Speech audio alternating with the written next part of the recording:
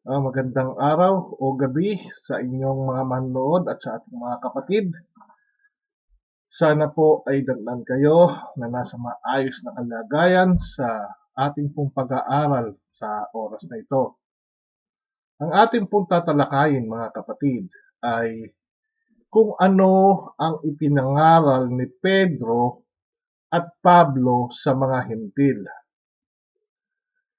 Dapat po nating malaman ito, mga kapatid, upang matalim sa isip natin kung paano nagsimula ang pangangaral nila at kung ano ang ipinangaral nila sa mga hintil na kagaya natin. Ang mga hintil po ay yung mga hindi po mga Israelita o hindi nabibilang sa lahi ng mga Israel. Tulad nga po natin. Atin pong simulan ang ating pag-aaral. Ang una po nating katanungan, mga kapatid, ay kung ano ang ipinangaral ni Pedro sa mga hintil. Makikita po natin ang istorya nito sa Acts 10:34 hanggang 48 patuloy. At ito po yung tagpo kung saan siya ay nagpunta kay Cornelius. Ito nga po yung isang Roman soldiers, may posisyon sa Imperyo Romano, kung saan ay nagpunta siya doon, pinapunta siya ng Panginoon doon. At ito nga po ang sinabi ni Pedro. At ibinuka ni Pedro ang kanyang bibig at sinabi. So ito po ang sinabi niya doon sa mga hentil na kausap niya. Tunay ngang natatalastas ko na hindi nagtatangi ang Diyos ng mga tao. Ito po ang isang pahayag ni Pedro na hindi nagtatangi ang Diyos ng mga tao, kundi sa bawat bansa siya na may takot sa Kanya at gumagawa ng katuwiran ay kalugod-lugod sa Kanya. Ang salita na Kanyang ipinadala sa mga anak ng Israel na ipinangangaral ang ebanghelyo ng kapayapaan sa pamamagitan ni Jesucristo. Open and close parenthesis po ito, ibig sabihin dinagdag, siya'y Panginoon ng lahat. Talastas ninyo ang salitang ito na nahayag sa buong Judea, magbuhat sa Galilea, pagkatapos ng bautismo na ipinangaral ni Juan. Sa makatuwid bagay si Jesus na taga Nazaret, kung paanong siya'y pinahira ng Diyos ng Espiritu Santo at ng kapangyarihan, na naglilibot na gumagawa ng mabuti at nagpapagaling sa lahat ng mga pinahihirapan ng Diablo, sapagkat sumasa Kanya ang Diyos. At mga saksi kami sa lahat ng mga bagay na ginawa niya sa lupain ng mga Hudyo at sa Jerusalem, na siya na may kanilang pinatay. Ito po ang maliwanag, mga kapatid, na ipinangangaral niya na siya na may kanilang pinatay, na siya'y ibinitin sa isang punong kahoy. Siya'y muling binuhay ng Diyos ng ikatlong araw, at siya'y itinalagang mahayag. Hindi sa buong bayan, kundi sa mga saksi na hinirang ng Diyos ng una. Sa makatuwid bagay sa amin, sa kanila pong mga apostol, na nagsikain na nagsiinom na kasalo niya, pagkatapos na siya'y muling mabuhay sa mga patay. At sa amin ipinagbilin niya na magsipangaral kami sa bayan at saksihan na siya, ito po ang pinagbilin sa kanila, na siya ang itinalaga ng Diyos na maging hukom ng mga buhay at mga patay. Siya ang pinatotohanan ng lahat ng mga propeta na ang bawat sumasampalataya sa Kanya ay magkakamit ng kapatawaran sa mga kasalanan sa pamamagitan ng kanyang pangalan. Yan po mga kapatid, at kung itutuloy pa natin, samantalang nagsasalita pa si Pedro ng mga salitang ito yung pa lamang po ang sinasabi niya, ay bumaba ang Espiritu Santo sa lahat ng nakikinig ng salita. So makikita natin mga kapatid, ito ang basic na tinuturo ni Pedro. Kung atin nga pong babalikan, ang kanyang itinuro mga kapatid, sa verse 34 ay di nagtatangi ang Diyos ng mga tao. At sa verse 38, itong si Jesus ay pinahira ng Diyos. At gayon din sa verse 39, pinatay si Jesus. At sa verse 40, muling binuhay ng Diyos si Jesus. At isa pa po, itong si Jesus ay itinalaga na maging hukom ng mga buhay at mga patay. At sa pamamagitan ni Jesus ay makakamtan natin ang kapatawaran ng kasalanan. Ito po mga kapatid, ang basic lamang na naintindihan noong mga nakikinig sa bahay ni Cornelius at sila ay tumanggap or bumaba sa kanila ang Espiritu Santo. Yan lamang po mga kapatid ang kanilang narinig, ang ebanghelyo ng ating Panginoong Hesus. Ngayon, ikumpara naman po natin siya kay Pablo. So, ano po ang ipinangaral naman ni Pablo? Nakikita po natin sa Acts 13:29-39, nangaral sa Hudyo. At sa Acts 17:22-34 ay nangaral naman siya sa mga Hentil. Kaya kung atin po mga kapatid na pupuntahan ang istorya, ay makikita po natin ito. Atin pong simulan sa 29. At ito po mga kapatid naman ang sinasabi ng kwento.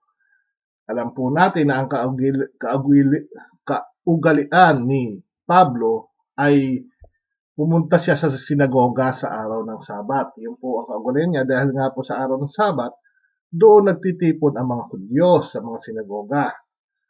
Ito pong istorya na ito ay yung nung nasa Antioquia siya. Ito po ang ating nababasa. At nang maganap na nila ang lahat ng mga bagay na nasusulat tungkol sa kanya, ay kanilang ibinaba siya sa punong kahoy. At nilagay siya sa isang libingan. Ito nga po ang ating Panginoong Hesus. Datapwat siya'y binuhay na mag-uli ng Diyos sa mga patay. At siya'y nakitang maraming mga araw ng mga kasama niyang nagsiahon buhat sa Galilea hanggang sa Jerusalem, na siyang mga saksi niya ngayon sa bayan. At dinadalhan namin kayo ng mabubuting balita ng pangakong ipinangako sa mga magulang. Remember po, ang kausap po nila dito ay yung mga Hudyo, na tinupad din ng Diyos sa ating mga anak nang muling buhayin niya si Jesus. Gaya naman ng nasusulat sa 2 awit, ikaw ay aking anak, sa araw na ito ay maging anak kita. At tungkol sa muling binuhay niya upang ngayon at kailanmay huwag nang magbalik sa kabulukan, ay nagsalita siya ng ganito, ibibigay ko sa iyo ang banal at tunay na mga pagpapala ni David. Sapagkat sinabi rin naman niya sa ibang awit, hindi mo ipagkakaloob na ang iyong banal ay makakita ng kabulukan. Patungkol nga po ito sa ating Panginoong Jesucristo.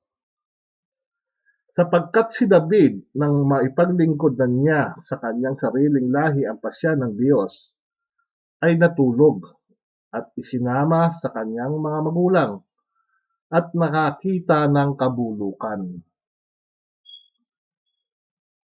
Datapwat yaong binuhay na mag-uri ng Diyos ay hindi nakakita ng kabulukan. Yan po ang sinasabi. Ngayon, kung itutuloy po natin sa 38, kaya maging hayag nawa sa inyo, mga kapatid, na sa pamamagitan ng taong ito'y ibinabalita sa inyo ang kapatawaran ng mga kasalanan.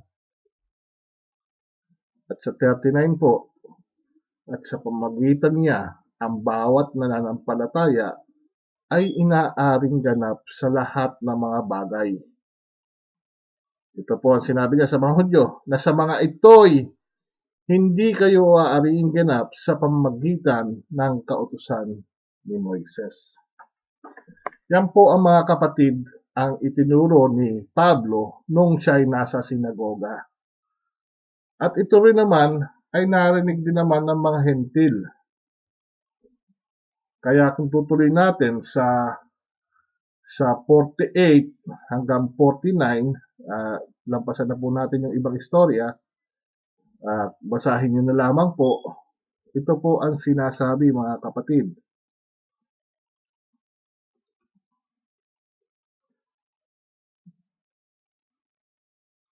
Matagal. Hintay lamang po tayo. At nang marinig ito ng mga hentil, ay nangagalak sila at nilulhati ang salita ng Diyos. At nagsisampalataya ang lahat ng mga itinalaga sa buhay na walang hanggan. Tuloy po natin sa 49. At lumaganap ang salita ng Panginoon sa buong lupain. So, yan po yung basic na tinuro nila ni Pablo sa mga Hudyo at ipinanampalatayaan naman ng mga hentil.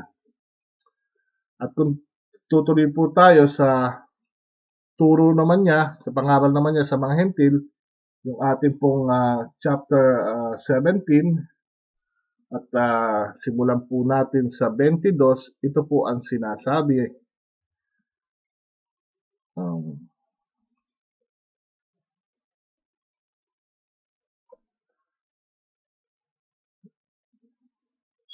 At tumindig si Pablo sa gitna ng Areopago at sinabi, kayong mga lalaking taga-Atenas. Ito pong Atenas, ito po yung Athens. Athens ngayon. Doon po sa party yata ito ng Greece. So sa lahat ng mga bagay ay napapansin kong kayo'y lubhang relihiyoso. Alam mo naman po natin, mga kapatid, na noong panahon na yon, napapalibutan po ang buong Israel ng mga false gods. Marami pong mga Diyos-Diyosan. Hindi pa po laganap ang Kristyanismo noon. Marami pa po silang mga Diyos-Diyosan. Kaya po natin pagpatuloy ang pagbasa sa verse 29. So, sinabi po niya na sa lahat ng mga bagay, napansin kong kayo'y lubhang mga relihiyoso, yung mga Athenian, mga Athens. Sapagkat sa aking pagdaraan, habang pagdaraan niya, at sa pagmamasid sa mga bagay na inyong sinasamba, minasdan lamang po ang pagsasamba nila, ay nakasumpong din naman ako ng isang dambana. May dambana po roon ng mga Athenians na may sulat na ganito. Sa isang Diyos na hindi kilala. Yaong ang inyong sinasamba na hindi pagkakilala, siya ang sa inyo'y binabalita ko. So, meron po silang dambana doon na naka-title na sa isang Diyos na hindi kilala. Hindi po nila kilala. Ginawa po itong pagkakataon ni Pablo upang ipangaral ang Diyos at ipakilala sa kanila. Ito nga po yung sa inyo'y ibinabalita ko. Ang Diyos, ito po na gumawa ng sanlibutan at ng lahat ng mga bagay na naririto, siya, palibhasa'y Panginoon ng langit at ng lupa, ay hindi tumatahang sa mga templong ginawa ng mga kamay. ni hindi rin naman pinaglilingkuran siya ng mga kamay ng mga tao, na para bagang siya ay nangangailangan ng anumang bagay. Yamang siya rin ang nagbibigay sa lahat ng buhay at ng hininga at ng lahat ng mga bagay. So pinapakilala po ni Pablo ang Diyos at ginawa niya sa isa ang bawat bansay ng mga tao upang magsipanahang sa balat ng buong lupa na itinakda ang kanilang talagang ayos na mga kapanahunan at ang mga hangganan ng kanilang tahanan. Upang kanilang hanapin ang Diyos, baka sakaling maapuhap nila siya at siya'y masumpungan, bagamat hindi siya malayo sa bawat isa sa atin. Yan po ang paliwanag ni Pablo, no? Sapagkat sa Kanya tayo'y nangabubuhay at nagsisikilos at mayroon tayong pagkatao. Nagaya naman ang sinabi ng ilan sa inyong sariling mga manunula, sapagkat tayo naman ay sa Kanyang lahi. Ito na po. Yamang tayo ngay lahi ng Diyos, ay hindi natin marapat nating isipin na ang pagka-Diyos ay katulad ng ginto o ng pilak o ng bato na inukit ng kabihasnan at katalinuhan ng tao. Dinidestroy na po nila yung belief nila about false gods sa mga idols nila. Ang mga panahon ng kahangalan, kumbaga yung in English, and the times of this ignorance, mga hindi nila kahangalan, hindi nila pagkaalam, ay pinalipas na nga ng Diyos. Datapwat ngayoy, ipinag-uutos niya sa mga tao na magsisi silang lahat sa lahat ng dako. Sapagkat siya'y nagtakda ng isang araw na kanyang ipaghuhukom sa sanglibutan. Ayon sa katuwiran, ano po sa maghuhukom? Ayon sa katuwiran. At sa sa pamamagitan ng lalaking kanyang itinalaga. Sino po yung itinalaga? Na ito'y pinatunayan niya sa lahat ng mga tao nang siya'y buhayin niyang mag-uli sa mga patay. So ito pong itinalaga para maghukom sa lahat sa pamamagitan ayon sa katuwiran, siya'y binuhay na mag-uli sa mga patay. At nang kanilang marinig ang tungkol sa pagkabuhay na mag-uli, ay naglibak ang ilan. Datapwat sinabi ng mga iba, pakinggan ka namin muli tungkol dito. Makikita po natin mga kapatid dito na ipinangaral ni Pablo ang pagkabuhay na mag-uli. Ito nga tinalaga bilang hukom ay yung iba talaga alam na hindi talaga nakikinig. Kumbaga naglilibak pa na hindi pinaniniwalaan ang mga bagay na ito. Kung itutuloy po natin, sa gayoy umalis si Pablo sa gitna nila. So, inalipos na nga po, nilibak pa sila, pero, so umalis si Pablo, pero, ano nangyari? Datapwat nakisama sa kanya ang ilang mga tao. At nagsisampalataya na sa mga yaoy, isa si Dionisio na Areopagita at ang isang babaeng nangangalang Damaris at mga iba pang kasama nila. Kahit na po nilibak sila o inaripusta, hindi pinaniwalaan ng iba, pero yung mga nakarinig sa mga oras na yon na ipiniliwanag nila ay nagsisampalataya ang iba. Yung iba nga po ay pinangalanan dito. Kaya mga kapatid, ano po ang ipinangaral ni Pablo? Sa Acts, makikita natin 29 to 37, ay binuhay ng Diyos si Jesus. Sa 38 to 39, kapatawaran ng kasalanan sa pamamagitan ni Jesus. At nakita natin sa 46 to 49 ay nanampalataya ang mga Hentil. Gayun din sa Acts 17:23, ano ang ginawa ni Pablo? Ipinakilala niya ang Diyos, itong mga hindi kilala ng mga Athenians. Na itong Diyos na ito ay tinalaga si Jesus na hukom para sa mga buhay at mga patay. At gayon din, binuhay ng Diyos itong si Jesus. At sa pagkarinig ng mga ilan sa mga ito, sa panalitang ito, ay nanampalataya ang ibang mga tao. Mga kapatid, kung ikukumpara natin ang pangangaral ni Pedro sa mga Hentil sa pamamahay ni Cornelius, si Pedro at gayon si Pablo, isa lamang po ang tinuturo nila. Maliwanag na binuhay ng Diyos itong ating Panginoong Jesus. Maliwanag na itinalaga si Jesus na hukom ng mga buhay at mga patay.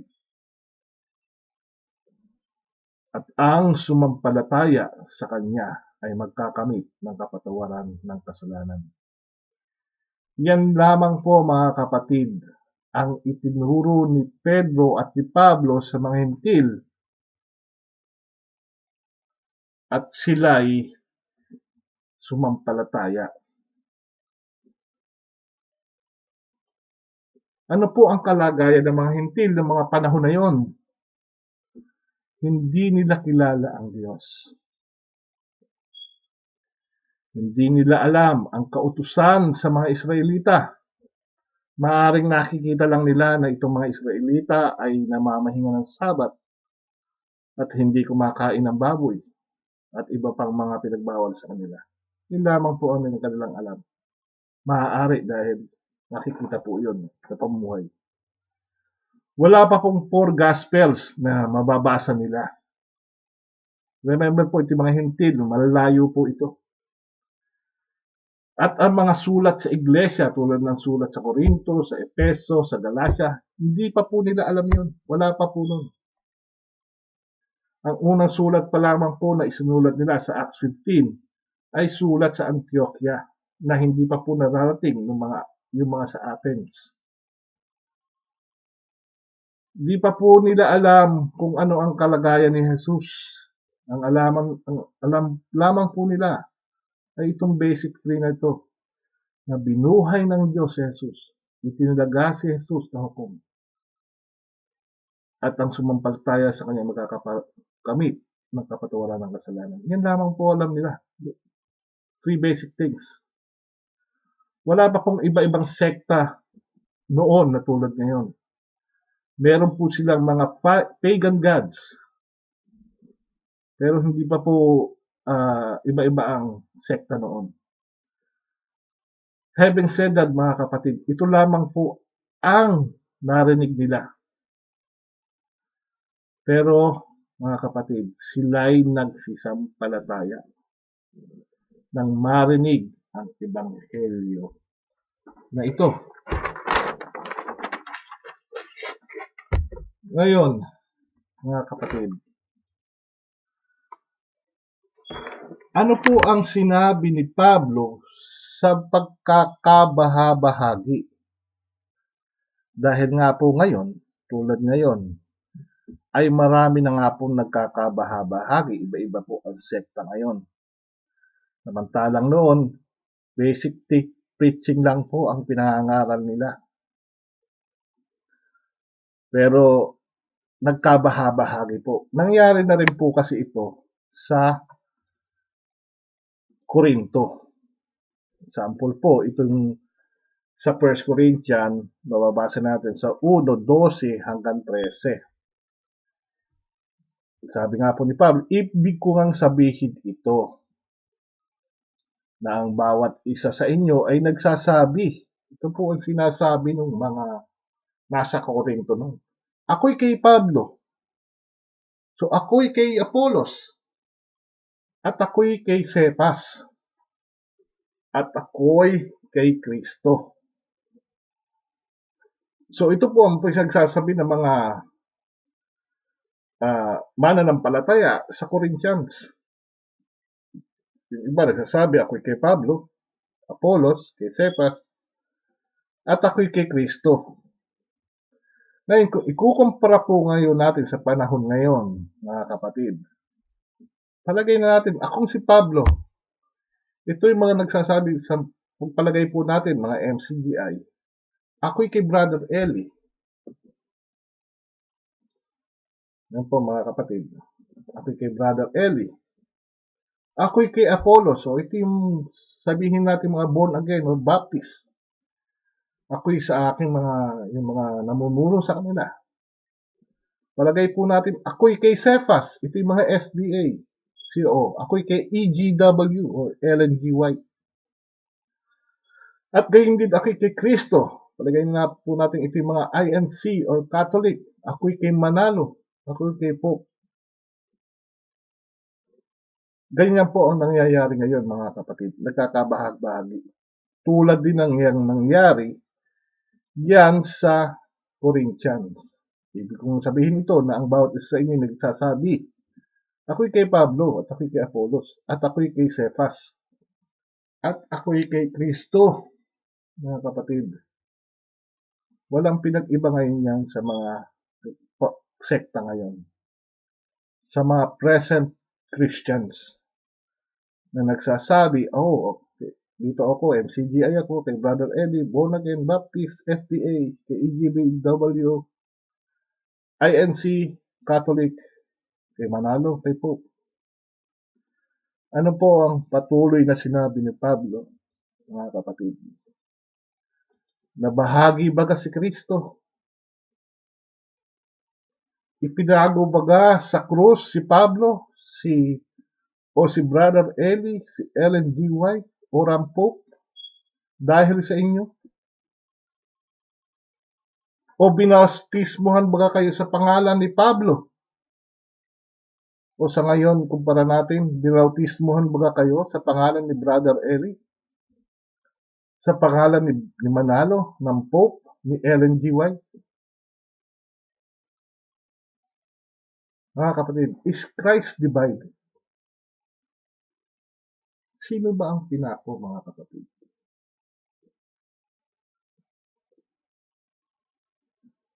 Sino ba ang pinako? Sila ba? Sino ang binuhay ng Diyos? Sila ba? Mga kapatid,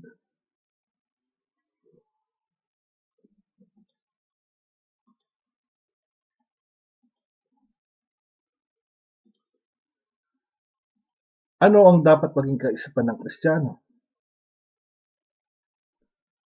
Ito nga po ay bababasa sa 1 Corinthians 23-24. Datapwat ang aming ipinangangaral ay ang Kristo na napako sa krus, na sa mga Hudyo ay katitusuran at sa mga Hentil ay kamangmangan. Ngunit sa kanila na mga tinawag, ito pong tinawag, ito po yung mga naman ng panataya. Maging mga Hudyo, maging Hudyo ka man na may kautusan, o maging Grego ka man na walang kautusan. Si Kristo ang kapangyarihan ng Diyos at ang karunungan ng Diyos. Lahat tayo ng mga sumampalataya ay maliligtas sa pamamagitan ng biyaya ni Kristo. Ibahin po natin ang ating pag-iisip, mga kapatid, sa sitwasyon na nangyayari ngayon. Dahil po napagdebatehan na ito, kung papanoorin niyo po ang aking video tungkol sa unang debate, mas lalo niyo pong maintindihan.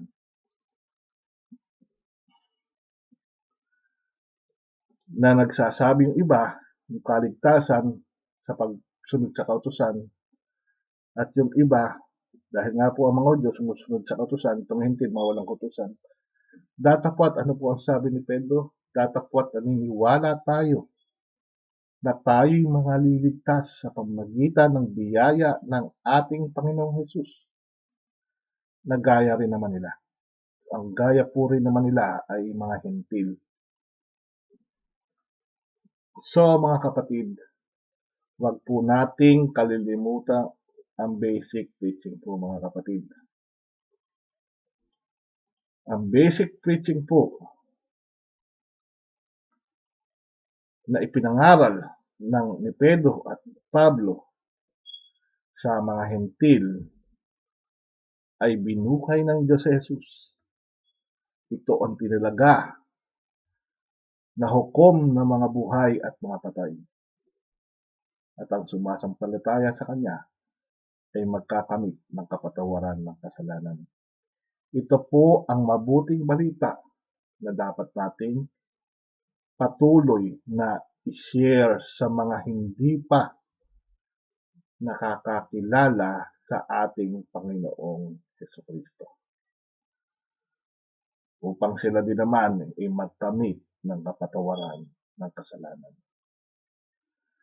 Salamat po mga kapatid at sana natuto kayo, at kung hindi pa kayo nakakakilala sa ating Panginoong Hesus at sumasampalataya na siya'y binuhay ng Diyos, siya ay itinaga bilang hukom ng mga buhay at mga patay, at gayon din ang pagsampalataya natin sa Kanya ay magkakaroon tayo ng kapatawaran ng ating mga kasalanan. Yan po ang patuloy nating i-share at sana po patuloy tayong manangan sa pananampalatayang ito. God bless everyone. Salamat po.